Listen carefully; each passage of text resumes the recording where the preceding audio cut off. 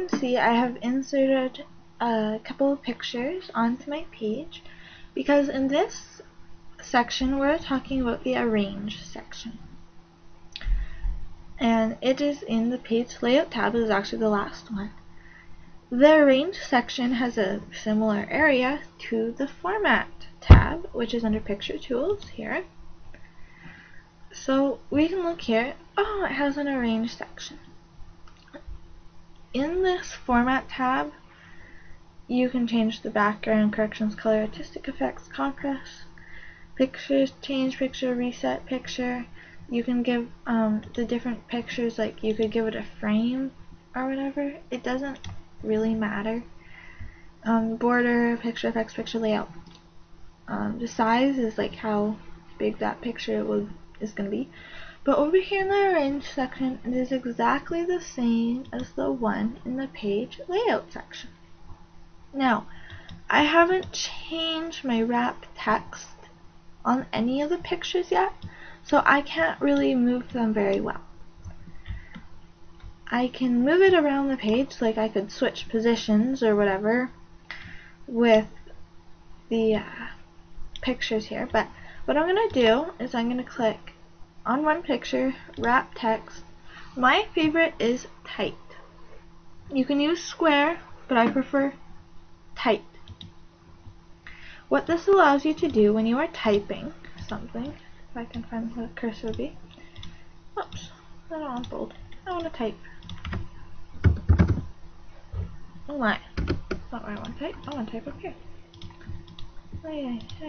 Anyway, so if I was typing here, hi, my, oops.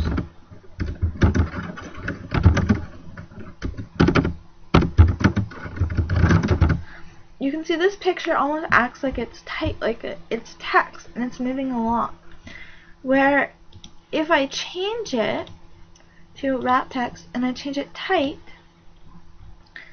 and I change this one to tight, what ends up happening is that they will no longer, you can move them freely on the page, but they will no longer interfere with your text. So I'm going to go like this, make it a little difficult. So I have, hi, my name is, doesn't really matter, but then you could, what is your name? So instead of moving the picture, the text moves around the picture like it's a block, and you just have to start on the other side. I think your name is Mike. So you can just continue typing around. You will find, oh, I lost my other two pictures. Oh, you will find that changing the wrap text to different things will make your picture do other stuff. Inline with text is when it makes it act like text and you can't move it freely. Square with text means that the text, it's going to be like a square instead of the like if sometimes you have pictures that have like curves on it, then the words can come up closer on one part but not as close on the other part. Here, I will show you. If we have a round picture and we choose tight, you can see that these pieces of text can come closer than these ones on the side.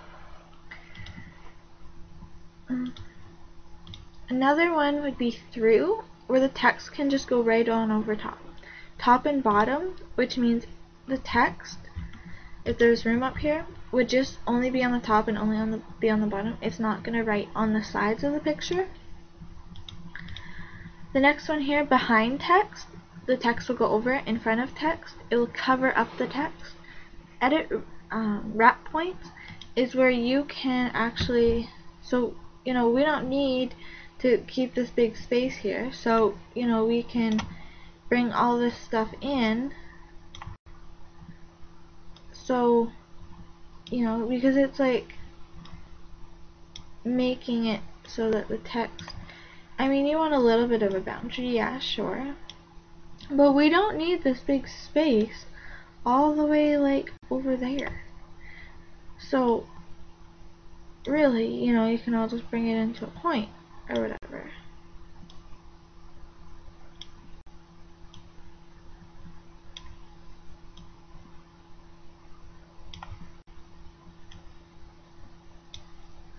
So it does take a bit of a while here.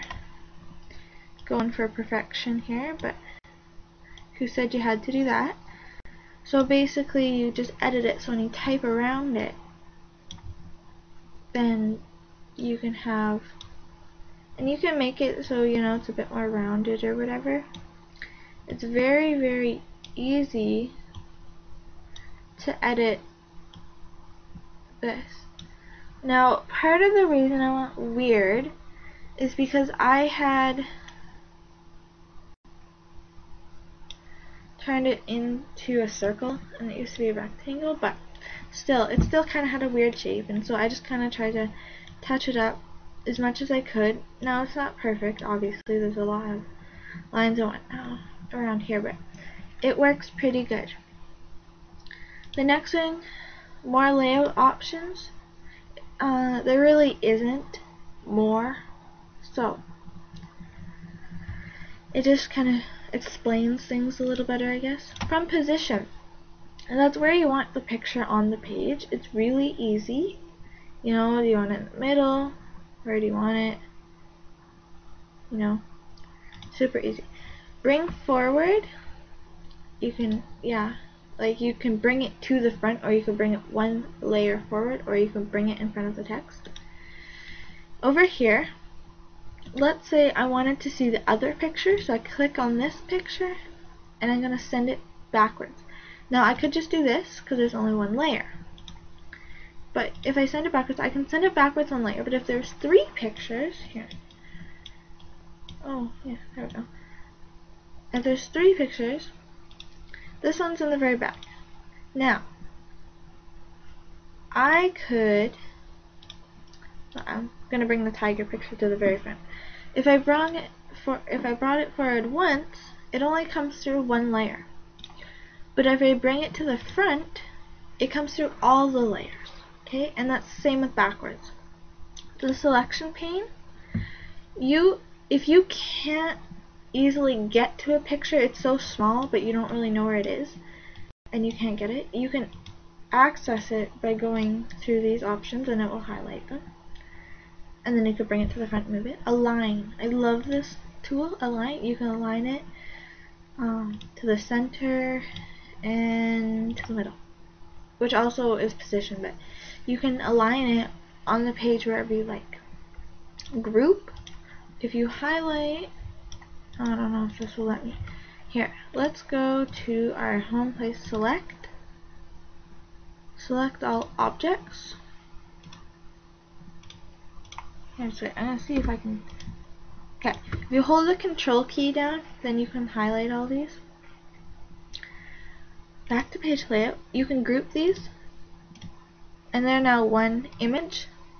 So you have to move them all around at the same time, like an image, and it works just fine.